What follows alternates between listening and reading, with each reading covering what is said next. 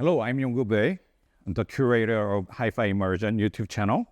And today I'm here with Mr. Robert Sikora, Hello. the managing director, to talk about the company story and the new Aspire entry model. J.Sikora is located at Lublin, Poland, and it's a manufacturer of high-mass turntables founded in 2007. Dzień dobry. Dzień dobry. Jak się macie? Świetnie. Thank you so much. I feel great. First of all, I'm very, very happy to be, it's my first time in Korea. First of all, great thanks to our Korean distributor, to Mr. Han-Kyu Kim, to GLV for representing us and for creating this opportunity to meet here this weekend and present the Aspire to our Korean audio enthusiasts. If someone says vinyl is nostalgia, what's your 15-second rebuttal? Of course, in some parts it is nostalgia, but first of all, 50 seconds is not enough. 1 minute, I would say that technology have changed so much in terms of the cartridges itself. Let's leave the drive aside. I mean the drive, the turntable, and the toner.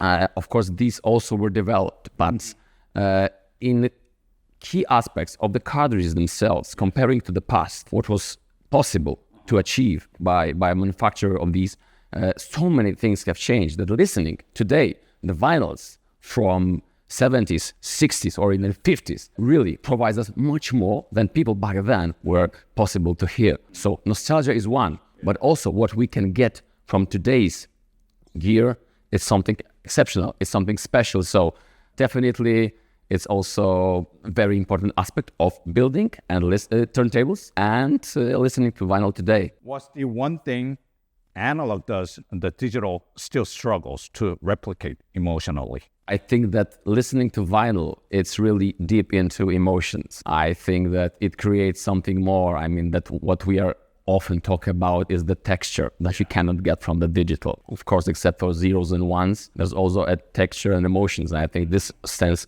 mostly behind the vinyl. What was the first record that made you think, okay, this is my life now? It's hard to remind myself what was in particular that one record. But I believe it was the moment that the turntable itself, the right turntable, took place in my system. That was the moment that each of my albums sound differently. So I think that skipping from turntables that I was using in the past to the high-end turntable, the first turntable that my father has built 15 years ago was a game changer here. So I don't think that I will remember what was the album itself, but definitely the moment is the one that I just told you about. The first moment when I listened to the high-end turntable and the good release of the vinyl. What would be your turntable design goal? Would it be timing, tone, dynamics, or goosebumps? Well, I would tell you that all of them. But let's say the goosebump is the added value, extra added value. Yes, as you have noticed, it's the bass. It's like the reviewers are very often, downline this, that this is a very, very tight, punchy, precise bass, the higher tone and everything. So like I have said, the full range, the full scale. What did you grow up around? Music, metalworking, hi-fi, or all of it at once? Everything. Yeah, everything.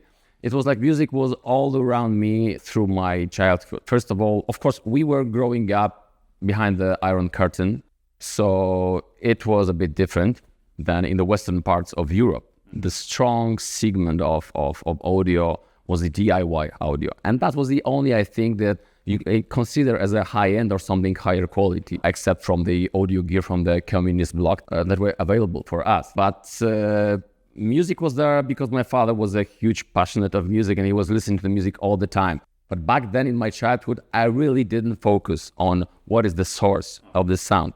It was just about absorbing emotions just through the wall of my parents' room, or just being part of it. It was just touching me everywhere. And I think it really have had a huge impact on my life and also on me being emotional in some ways.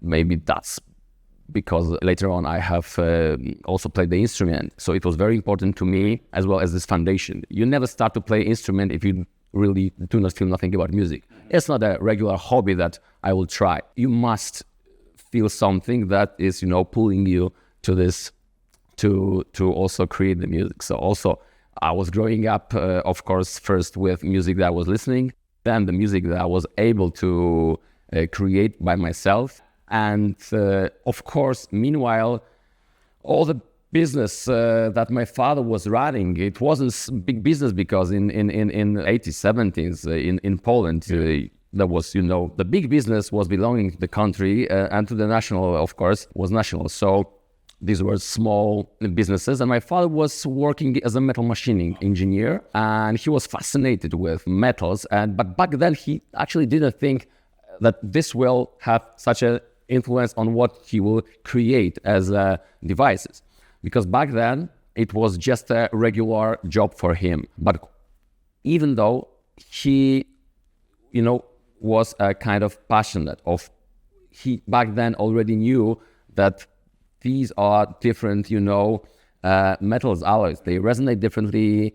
They have different density. So actually, there is something about it. So I believe that it was in 90s that my father have built, along with his colleague, the first tube amplifier. And this was the beginning of his journey in terms of the high-end itself. Of course, still DIY high-end, but something that pushed him a bit closer to the becoming a kind of popular person in terms of the high-end, because the brand, it was named J.Sikora. Tube amplifying high-end company is a big word, I would say, just a brand, back then. Really reached a success in first high-end audio show, I believe it was in 98. Today how Warsaw Audio Show looks. It's a huge show on National Stadium and many hotels. Right. Back there, I was only in one hotel. And back then, on the first edition of this audio show, my father has played and has presented his J.Sikora monoblocks, which were back then running a big grand focal utopias. So it was a good start, back then for the manufacturers. How has being a musician shaped what you listen for when you design a turntable? Well, the thing is that I became a musician far later than actually I was started to have contact with music, on this. I started to play when I was more than 20 years ago. It was like because my younger brother started to play guitar. He's very talented. He was, back then I think he was 12 or something, playing guitar. And of course he was starting playing guitar. But at some point he had reached the level that when I was listening to him, I thought to myself, wow, I would like to join him in this process just for fun. So I said, okay, maybe I can go for some kind of instrument. Which one would be the most simple? Well, maybe the bass guitar. It is only 4 strings. So this is how my playing on the guitar, bass guitar, have started. Yeah, so just long story short, 2 years later we were playing really big gigs in Poland, and we were playing in even on the live TV programs. But it was like this way. So I believe that when actually high-end for me, helping my father to build a brand, happened just before I ended up play in a band, being a musician. First of all, it affected this career of J.Sikora this way, that I had a really full, quite big gap of time that I wanted to fill with something equally emotional that I really love and is related to music. And back then, company was just starting J.Sikora. So it was kind of natural to me to get deeper into this. And from now on, actually, when you listen to the music, when you play the instrument, when you design turntable, I think it all comes together. So it's hard to say which, have affected directly this designing of turntables, but it's very important. First of all, if you listen to music, even if you create the music, if you love the music, you are allowed, I would say, to think that you might try to also shape it somehow. And building turntables, just like any other device, is about of shaping the music. It's just like with, when you play the guitar, is also you can play on this amp, another one you can use this cable or this cable. You can look for these tones. There are so many things that you try to create your own sound. I think it's more or less the same with turntables.